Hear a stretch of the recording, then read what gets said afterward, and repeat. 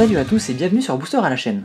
Ici Marek pour une nouvelle ouverture de Booster Magic et cette fois-ci nous allons ouvrir un truc un peu différent de ce qu'on fait d'habitude, hein, puisque ça va être des Tarkir, Destin Reforgé. Donc la lumière est complètement pas là où il faut, là c'est beaucoup mieux. Donc Destin Reforgé, comme je dis, donc la deuxième extension du bloc Tarkir. Donc il y avait eu les cannes de Tarkir, il y a eu Destin Reforgé, puis Dragon of Tarkir. Donc ça c'est l'extension où notre ami Sarkhan remonte le temps pour aller sauver Ugin et donc faire en sorte que les dragons soient victorieux des cannes et pas l'inverse. Donc voilà. Donc dans cette boîte on voit, voilà, moi c'est une extension que j'ai pas trop suivi Tarkir de base, vous le savez. Moi je n'y connais pas trop dans ces cartes là, donc je vous propose de l'ouvrir, d'ouvrir des boosters, on va voir le temps que ça prend. Et je pense pas qu'on aura le temps de tout faire parce que je vais m'attarder sur les cartes pour les détailler, vu que je les connais pas trop. Voilà, donc en fonction du nombre de boosters qu'on ouvrira, on fera peut-être 2 parties, 3 parties, 4 parties, on verra bien. Donc je vous propose de commencer. Donc normalement on peut trouver des fetch dedans, donc pas beaucoup, je crois que c'est 1 ou 2 par boîte. Donc on verra bien, tout simplement. Ce serait plutôt cool. Moi j'aimerais vraiment trouver Ugin, parce que je crois que c'est vraiment la seule carte vraiment notable, enfin une des seules cartes. Une autre carte qui est un peu sympathique aussi, je crois, une blanche, on verra bien. J'aimerais vraiment trouver Ugin parce que c'est un Planeswalker que je n'ai pas et c'est vraiment le truc bien dans cette extension. Donc on va voir. Nous allons voir tout ça ensemble. Donc on a bon gros Sarkhan.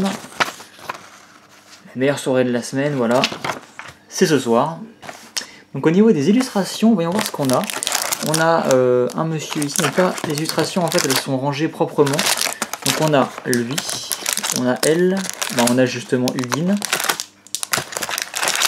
Et c'est tout en fait. On a 3 illustrations différentes, c'est pas beaucoup, ok, c'est pas grave. Bon allez c'est parti. Donc 36 boosters. Encore une fois je pense pas qu'on va tout ouvrir parce qu'on va essayer de détailler ça. Ah là je retrouve un peu des boosters qui s'ouvrent bien parce que les séries un peu limitées comme Conspiracy, Eternal Masters et compagnie, en général les boosters qui s'ouvrent pas trop bien. Bon allez c'est parti. Donc là on va retrouver donc les 5 clans. Donc je suis très nul au niveau du nom des clans. Même si ça je crois que c'est des Sultai, donc c'est Sultai, oui c'est des Sultai je crois, donc c'est le clan noir-bleu-vert, donc corrigez-moi si je me trompe, mais je vais arrêter de dire le nom des clans parce que je me trompe très souvent. Bah oui c'est Sultai, c'est marqué dessus en plus. Voilà, donc voilà, il y avait 3 clans, et 3 clans tricolores, donc ça c'est des clans des cannes, et il y avait donc 5 clans, il y avait 5 clans tricolores qui étaient des clans des cannes, et il y avait 5 clans bicolores qui étaient des clans des dragons, qui portent en fait le nom des dragons. Donc normalement c'est ça le truc. Et donc là ils se battent un peu tous de tous les côtés. Et donc voilà, donc c'était plutôt fun au niveau de l'histoire. On va essayer de voir ce qu'on a ici. Donc on a un petit zombie égaré, donc pour 2 une petite 1-1. Et quand il meurt, vous manifestez la carte du dessus de votre bibliothèque. Donc qu'est-ce que c'est la manifestation? Tout simplement, vous allez prendre la carte du dessus de votre bibliothèque et vous la mettez en jeu comme une carte de mu, en fait, une créature incolore 2-2, et vous pouvez la retourner si c'est une créature, comme si elle avait la mu en fait, en payant son coût de mana. Donc c'est plutôt bien, ça vous fait une 2-2 en fait, que ce soit une créature. Si c'est une créature, vous pouvez en plus la retourner quand vous voulez, donc c'est plutôt bien la manifestation, c'est plutôt cool comme principe. Après ça vous oblige à retourner la carte systématiquement. Moi c'est ça que j'aime pas trop dans la mu, c'est que on passe notre temps, un peu comme dans Yu-Gi-Oh, à retourner nos cartes face cachée pour essayer de se rappeler ce que c'est, donc c'est un peu bête. Et là je vois qu'on est à 4 minutes de vidéo, donc je pense qu'on va vraiment pas tout ouvrir, mais c'est pas très grave. Encore une noire, c'est bizarre ça qu'on ait plusieurs noirs à la suite. Bonne langueur, donc il inflige 2 blessures à une créature ciblée et vous gagnez 2 points de vie, donc un petit drain à 3 en éphémère. Ok. Volonté du Naga. Donc une autre capacité, la fouille. En fait votre sort va coûter 1 de moins à payer, à jouer, pour chaque carte que vous exilez de votre cimetière. Donc là clairement vous allez tenter de mettre le max de cartes dans votre cimetière pour après pouvoir jouer des gros sorts avec la fouille en les payant pas trop cher. Donc là pour 6 avec la fouille en éphémère, vous pouvez engager 2 créatures ciblées qui ne vont pas se dégager. Donc c'est une petite carte de gestion, ça va pas l'air extrêmement fort. Le moine de la cloche au dragon. Donc une petite 2-2, vigilance, prouesse pour 3. Donc la prouesse, encore une fois, une capacité de Tarkir. Et c'est à chaque fois que vous lancez un sort non créature, elle va gagner +1/+1 jusqu'à la fin du tour. Donc ça peut être assez fort. Si vous jouez un peu de contrôle, tout ça. de 2 vigilance pour 3 en plus avec la prouesse, c'est assez fort. Escamotage avec un bon gros dragon qui se fait avoir, on dirait. Et donc pour 3 éphémères, vous mettez la créature attaquante ciblée, donc apparemment ce dragon, au-dessus de la bibliothèque de son propriétaire. Donc c'est attaquante ou bloqueuse. Donc ça c'est bien handicapant parce que votre adversaire, non seulement il perd sa créature, momentanément certes, mais en plus il rate son attaque ou son bloc. En plus, et ben il va la repiocher au prochain tour, donc c'est pas une autre carte qui va piocher, vous savez ce qu'il va piocher, donc ça peut le ralentir quand même. Donc c'est pas trop mal, c'est assez fun. Invocation violente, donc là vous allez manifester une carte, puis mettre 2 marqueurs +1/+1 sur elle. Donc c'est assez violent effectivement. Donc l'espèce de machin qu'on voit derrière, là c'est justement la forme que prend la mue dans cette extension, dans ce bloc. Donc c'est des sortes de nuages une sorte de nuage de lumière, un nuage un peu spirituel pour 5. Un Cruchoc sauvage, donc une 5/4 pour 5, un spécial qui est très joli par contre. Hurleur d'éclair, notre premier dragon, donc ça c'est plutôt cool. Donc ça c'est justement, ça doit être le symbole Colagan. C'est voilà, c'est un des 5 clans, donc ça c'est le clan noir-rouge. Je vais arriver. Donc là pour 5, on a une 5/5 vol, piétinement, célérité. C'est super fort. Par contre, au début de l'étape de fin, le propriétaire de ce dragon doit la mélanger à sa bibliothèque. Donc en gros, elle vous sert qu'un tour. Voilà, donc c'est bien, mais c'est bizarre quand même. Mais en tout cas, ça fout une grosse baffe. Chasse au plus faible, donc pour 4, vous mettez un marqueur +1/+1 sur une créature ciblée que vous contrôlez, et cette créature va se battre contre une créature ciblée que vous ne contrôlez pas. Autrement dit, elles vont chacune s'infliger autant de blessures que leur force. Ça peut être fort, après c'est 4, un rituel, c'est pas forcément une carte extrêmement puissante. Par contre l'illustration est un peu folle, on a un gros dragon donc du clan d'Atarkar en train de bouffer un dragon du clan d'Ojutai visiblement. Donc je pensais pas que les dragons se bouffaient entre eux, c'était plutôt les Khans contre les dragons, pourquoi pas. En tout cas l'illustration est assez folle. Salve de sable, donc pour 3, ça inflige 5 blessures à une créature attaquante ou bloqueuse ciblée, donc voilà, c'est assez violent. Premier unco, l'exécuteur impitoyable, orc et guerrier. Quand il arrive sur le champ de bataille, chaque joueur sacrifie une créature. Donc ça ressemble un petit peu à la créature Sakpo, là. Elle fait un peu pareil. Elle fait la même chose en plus, je crois qu'elle coûte pareil et que c'est aussi une 3/1. Donc je crois que c'est une sorte de fausse réédition. C'est plutôt bien. En plus elle est assez flippante. Dragon Choc-Gueule, un bon gros dragon à l'illustration bien badass. Donc pour 6, vous avez une 4/4 vol, donc ça paraît un peu honnête pour un dragon. Et à chaque fois qu'il va infliger des blessures de combat à un joueur, il va pouvoir mettre une blessure à chaque créature que ce joueur contrôle. Ça peut être fort, ça peut être pas mal. Restauration soudaine, donc là on a un gros cobra qui semble se régénérer d'un coup. Pour 4 en éphémère, vous mettez les 4 cartes du dessus de votre bibliothèque dans votre cimetière, donc ça pourra servir pour la fouille par exemple. Puis vous renvoyez une créature et un terrain depuis ce cimetière dans votre main. Donc ouais, ça peut être sympa. Et donc première rare de ce booster, et on va commencer avec une mythique s'il vous plaît. Premier booster, ce sera une mythique et on aura droit à la conscription abominable. Donc qu'est-ce que c'est? C'est un gros rituel qui coûte 7, rien que ça. Et vous exilez toutes les cartes de créatures du cimetière du joueur ciblé dans un tas face cachée, vous le mélangez et vous les manifestez. Ok, c'est pas mal. Donc si votre adversaire a un bon gros cimetière ou vous-même, vous allez pouvoir avoir une grosse masse de 2/2 et en plus vous défoncez le cimetière du joueur adverse éventuellement. C'est ok sans plus, Voilà. Peut-être en carte de side éventuellement. Bon, ok. On a un petit terrain commun, donc de double couleur, donc là ça sera le terrain qui vous donne un point de vie en arrivant en jeu engagé, donc c'est plutôt bien. Donc apparemment on a un terrain comme celui-ci par booster, et je pense que c'est celui-ci qui peut éventuellement être remplacé par un Fetchland, ça me paraît le plus logique. Bon bah écoutez, premier booster sympathique, on a passé quasiment 10 minutes dessus, mais c'est pas grave, puisque plus ça va aller, plus on va aller vite, parce que les cartes on a déjà ouvertes, justement, on va passer très peu de temps dessus. Absolument, donc c'est possible que là on fasse peut-être 4-5 boosters à tout casser, mais qu'après on fasse ça en une deuxième partie, on fasse tout le reste de la boîte, c'est bien possible. Alors on a un oiseau éclaireur, un inspecteur, donc pour 5 vous avez une 2/2 volante. Quand il arrive en jeu, vous choisissez l'un des deux effets, ou bien il gagne un marqueur +1/+1, ou bien vous renvoyez une créature dans la main de son propriétaire. Plutôt pas mal. Un assaillant Avma à nouveau, donc une petite 1/1 vol pour 1. Ça ressemble à un autre petit faucon bien connu. Donc ensuite, conscience intensifiée pour 5, vous piochez 3 cartes et vous vous défaussez d'une carte en éphémère. Une carte qui se joue dans les jeux bleus, donc voilà, première carte qu'on avait déjà ouverte, ça va aller plus vite. Reconcentration, donc vous vous concentrez, mais encore, à nouveau. Pour 2 en éphémère, vous dégagez une créature et vous piochez une carte. Ok, pareil, dans un jeu contrôle, ça peut être sympa. Ogre provocateur pour 6, une 3-5 quand il arrive en jeu, ou bien vous lui mettez un marqueur +1/+1, ou vous cassez un artefact. Il est un peu cher, mais ok, pourquoi pas. Nourrissage sans forme, je sais pas si nourrissage ça existe vraiment. Pour 4, vous manifestez une carte et vous lui mettez un marqueur +1/+1. Ok, c'est bien. En rituel par contre, une petite marque rune de Mardu, donc le clan là c'est Mardu.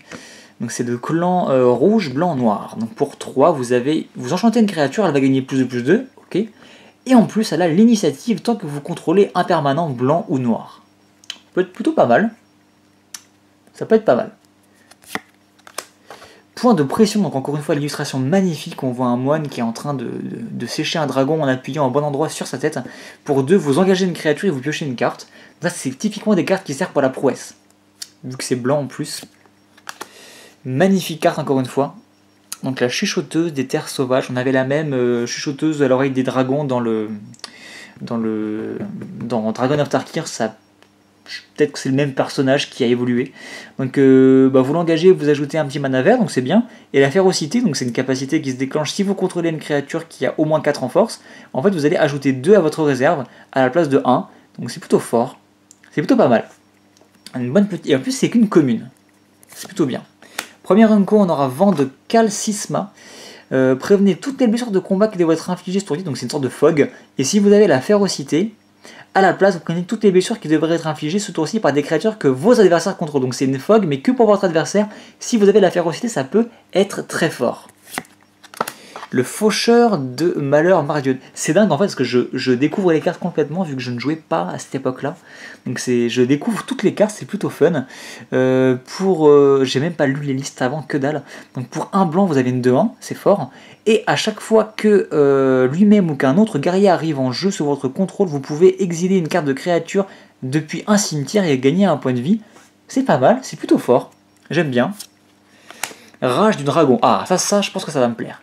Pour 3 en éphémère, vous allez ajouter un rouge à votre réserve pour chaque créature attaquante que vous contrôlez.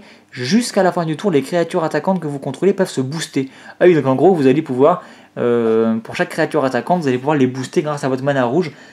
C'est assez fun, c'est plutôt fun comme capacité, tiens. Et ensuite, on aura une rare et on aura l'archifié de la dépravation. Je crois que c'était une carte d'avant-première. Donc c'est un petit démon, ça c'est une des quelques cartes que je connaissais qui est plutôt fun. Pour 5, vous avez une 5-4 vol et au début de l'étape de fin de chaque adversaire, ce joueur choisit 2 créatures qu'il contrôle et sacrifie le reste. Donc en gros, chaque adversaire n'aura plus que 2 créatures maximum, donc c'est plutôt fort. Et puis c'est une 5-4 vol pour 5. J'aime beaucoup les démons de base, donc je suis assez content. Et derrière on aura, et ben voilà, premier Fetchland. Voilà, j'étais en train de me dire, est-ce qu'on va avoir un Fetchland sitôt dans l'ouverture de ces boosters? Eh bien oui, donc 2 rares dans le booster. Estuaire pollué en plus, c'est un de mes Fetchlands préférés. D'ailleurs, il est un peu éclaté sur le côté, il a des marques blanches. C'est un de mes fetch préférés et que j'avais en peu d'exemplaires en plus. Donc je suis très content. Donc ces fameux Fetchland, vous payez un point de vie pour aller chercher, là en l'occurrence, ou un marais ou une île dans votre bibliothèque à la mettre en jeu. Et ce qui est cool, c'est que, et bien sûr vous le sacrifiez en faisant ça, ce qui est cool c'est que vous allez chercher pas un terrain de base, donc vous pouvez aller chercher un Biland, un Shockland, les nouveaux terrains Zendikar par exemple. Donc c'est plutôt cool, ça vous permet de vraiment élargir votre éventail de possibilités au niveau des couleurs à aller chercher, donc c'est plutôt cool. Et estuaire pollué, j'en avais pas beaucoup, j'avais beaucoup le blanc-vert et le rouge-vert aussi, mais pas de bleu-noir, j'en avais très peu ou même qu'un seul, donc je suis très content de l'avoir pioché. J'espère qu'on en aura d'autres dans la boîte, ce serait plutôt cool. Pas de foil bien sûr, ce serait vraiment cool d'en avoir d'autres, donc écoutez, je vais le mettre là, voilà. Et on va continuer, donc troisième booster, toujours avec la même illustration. Beaucoup de noir quand même pour l'instant, je sais pas vous, mais 2 rares et loin de mythique et beaucoup de noir. Allez, c'est parti, donc le moine, attends, je vais mettre les communes ici, comme ça je peux les mettre, voilà, vu que je suis droitier. Donc le moine qu'on avait déjà ouvert, pareil, Ratifoïdien, une très bonne réédition. Pour un noir, vous avez un 1-1 contact mortel, c'est parfait.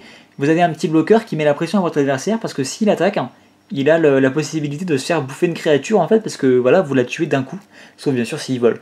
Donc c'est une petite carte que vous mettez en début de partie et qui va faire réfléchir votre adversaire. En général, ça vous fait gagner pas mal de temps. Ça évite à votre adversaire de vous attaquer trop tôt, on va dire. Sauf s'il joue aggro, par exemple. Là, il en a rien à faire de perdre ses créatures. 1 prouesse, et quand il meurt, vous piochez une carte. Ça me semble être une très bonne carte de contrôle.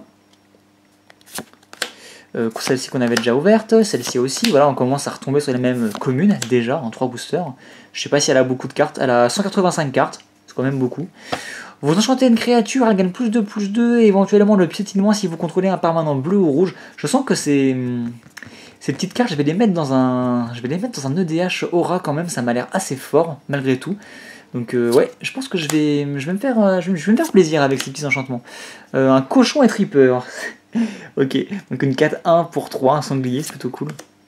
Ah, force de la tombe, donc pour 2, un rituel, vous choisissez une créature, vous mettez 3 cartes du dessus de votre bibliothèque dans votre cimetière, donc ça vous sert après pour la fouille ou pour la réanimation ou pour d'autres trucs, et vous mettez un marqueur +1/+1 sur cette créature pour chaque carte de créature dans votre cimetière, donc y compris celle qui était avant. Donc ça peut être fort, ça peut être assez fort. J'aime bien. Rituel par contre, bien sûr. Chien de chasse et chaman, maître des bêtes Abzan, très joli. J'aime beaucoup l'ambiance qui se dégage de ces cartes. Donc pour 3, vous avez une 2-1. Au début de votre entretien, vous piochez une carte. Et si vous contrôlez la créature qui a l'endurance la plus élevée... Ah non, vous piochez une carte si vous contrôlez la créature qui a l'endurance ou qui la partage la plus élevée. Donc ça peut être fort. En plus en vert, on a du mal à piocher. Ça rappelle... je crois que c'était survie du plus apte, un truc comme ça. Ou non...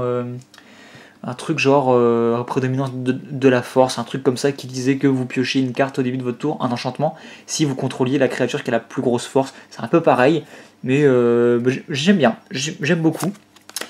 Pyrotechnie, donc ça inflige 4 blessures réparties comme vous souhaitez en n'importe quel nombre de cibles pour 5 en rituel. Ok, ça m'a l'air correct. Rare à nouveau, on aura le siège de l'avant-poste, donc un enchantement.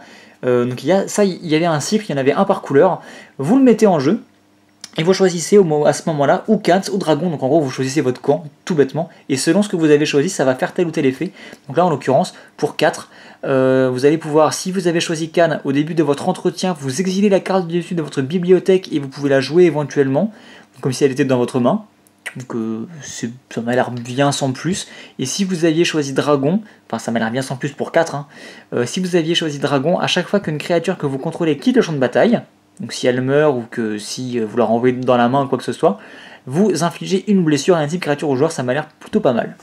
Bonne petite rare, et derrière on aura une commune, donc on va pas avoir un fetch à tous les boosters quand même, ce serait un peu dingue.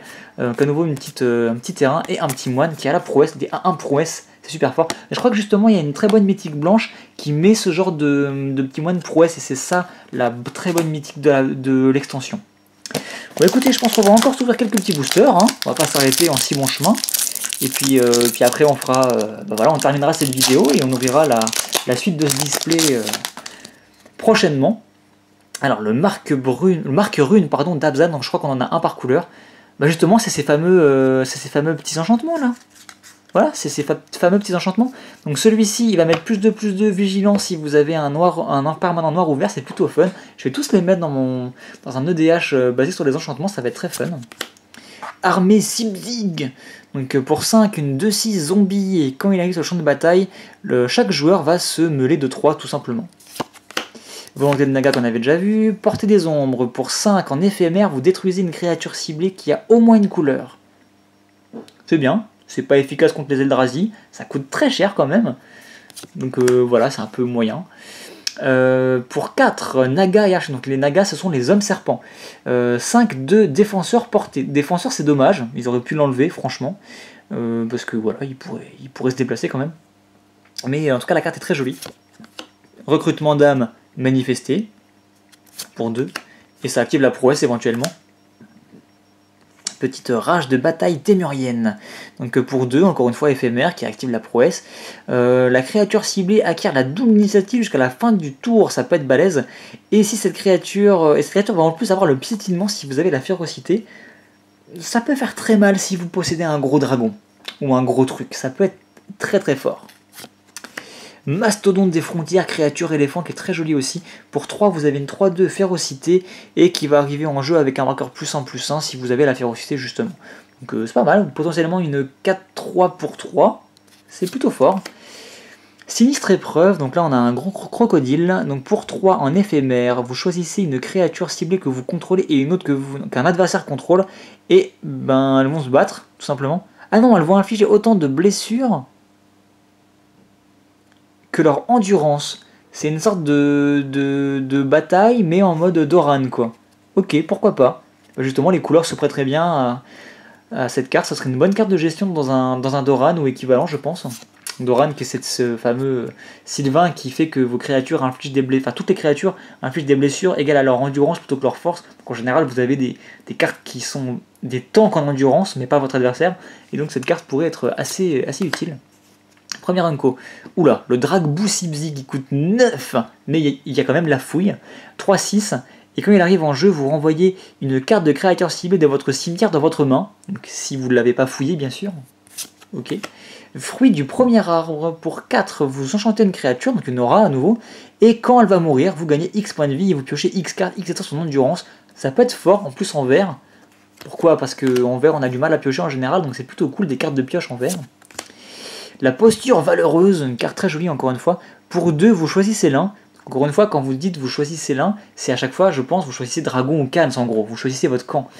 La créature ciblée va gagner l'indestructible jusqu'à la fin du tour. Ou bien vous détruisez une créature qui a une endurance supérieure ou égale à 4.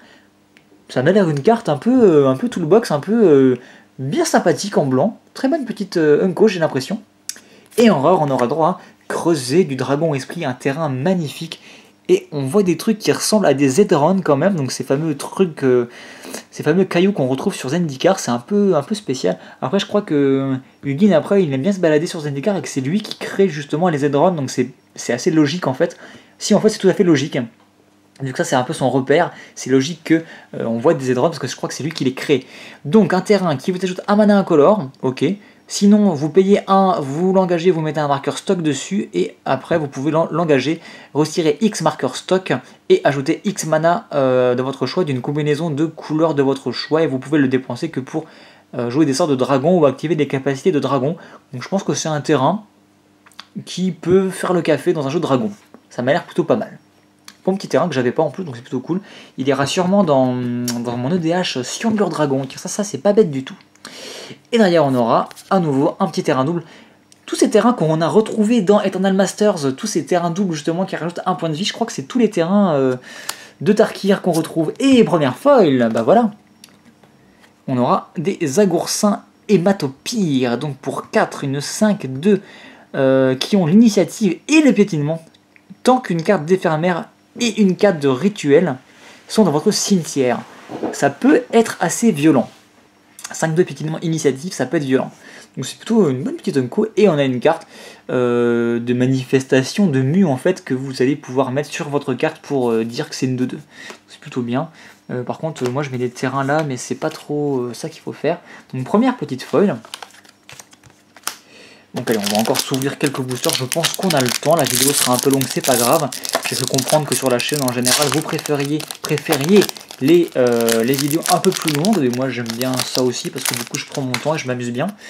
Donc voilà, je pense que ça ravira tout le monde. Si vous préférez les vidéos rushées, bah, je pense que c'est de toute manière une vidéo que vous n'allez pas regarder. Quoi qu'on a eu un fetch, hein, donc c'est plutôt cool. Donc allez, on va revenir à nos moutons, ou plutôt à nos oiseaux. Donc pour 4, vous avez une 2-2 vol, et quand il meurt, renforcement 2. Donc le renforcement, vous choisissez une créature qui a l'endurance la plus faible parmi celles que vous contrôlez. Et là, du coup, vous allez lui mettre 2 marqueurs +1/+1, ça peut être pas mal. Après, 2-2 vol pour 4, c'est un peu pas fort, mais bon, pourquoi pas.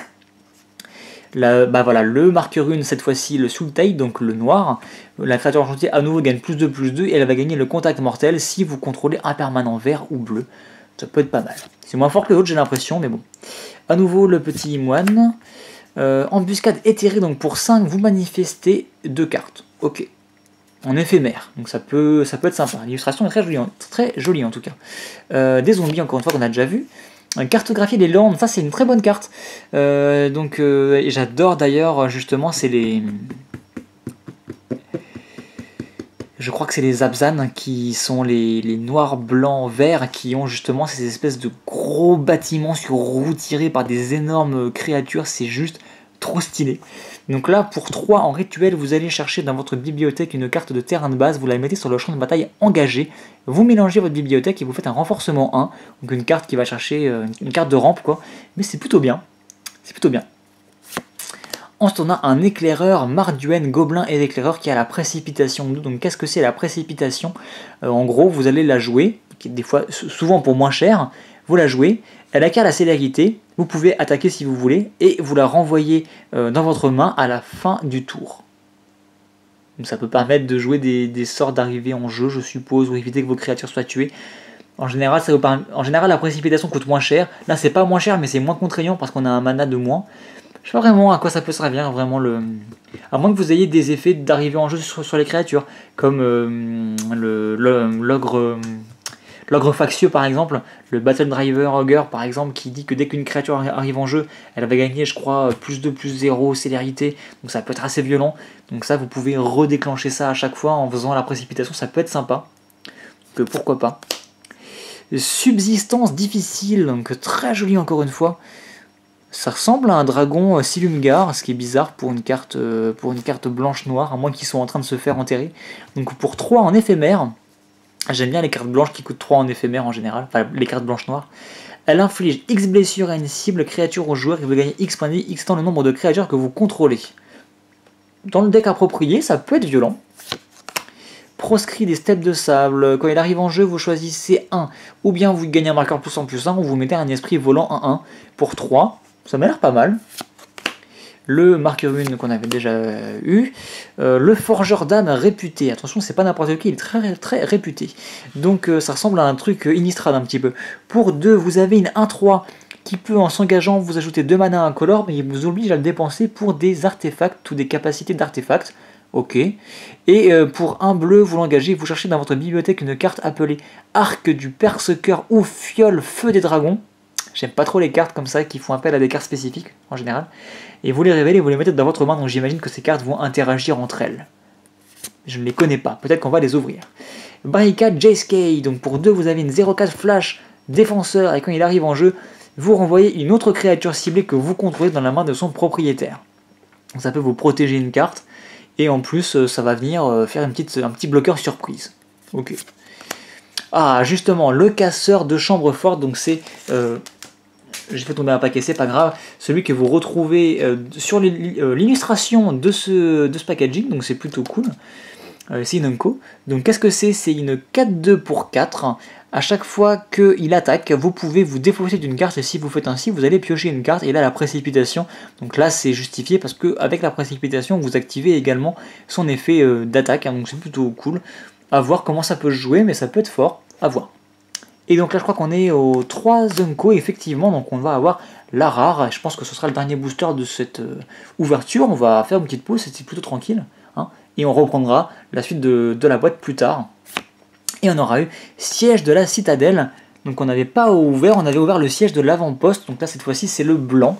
Donc celui-ci encore une fois, en enchantement quand il arrive en jeu, vous choisissez Canne ou Dragon. Si vous aviez choisi Canne, au début du combat pendant votre tour, vous mettez 2 marqueurs +1/+1 sur une créature ciblée que vous contrôlez, ça m'a l'air déjà beaucoup plus fort que le premier siège. Et si vous aviez choisi Dragon, au début du combat, pendant le tour de chaque adversaire, vous engagez une créature qu'il contrôle. Ouais, c'est beaucoup plus fort que le rouge, j'ai l'impression. C'est vraiment une carte très correcte, j'ai l'impression. Une bonne carte de lock, et une bonne carte qui va venir vous renforcer vos créatures à chaque tour, c'est plutôt fort. Derrière, on aura un double terrain, donc pas de Fetchland. De toute façon, il me semble qu'on a 1 ou 2 Fetchland max par boîte, il me semble. Donc c'est à mon avis, on va peut-être pas en rouvrir. C'est pas très grave. Bah écoutez, une ouverture avec un format un peu différent, où vraiment là on a vraiment pris notre temps sur toutes les cartes. En même temps c'est une extension qui est pas nouvelle pour le coup, mais que moi je ne connaissais pas. Enfin que je ne connais pas, que je ne connais pas trop, je connais très peu de choses dessus. Je connais vite fait un peu l'histoire, les mécaniques, mais c'est tout, ça s'arrête là. Donc qu'est-ce qu'on a ouvert? Siège de la citadelle, qui était plutôt bien, en plus je l'ai mis là mais je sais pas pourquoi. Une seule feuille, pour l'instant, en 5 boosters c'est logique. Le creuset qui est plutôt bien, j'ai l'impression, un autre siège. Bien sûr l'estuaire pollué, hein. Ça franchement, la carte de l'ouverture, truc de fou.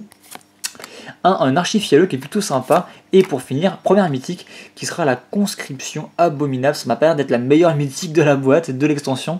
Donc là, dans une boîte comme ça, on peut espérer jusqu'à 5 mythiques quand même. Donc tout est encore possible et je vais vous donner rendez-vous pour une prochaine fois, je sais pas quand. On refera du destin reforgé parce que c'est plutôt cool. Et voilà, donc parce qu'on s'amuse bien. Et je vous dis à très bientôt pour de nouvelles vidéos. N'hésitez pas à vous abonner pour ne pas rater la suite de la boîte quand elle sortira à l'occasion, si ça vous intéresse tout simplement. Allez, à plus!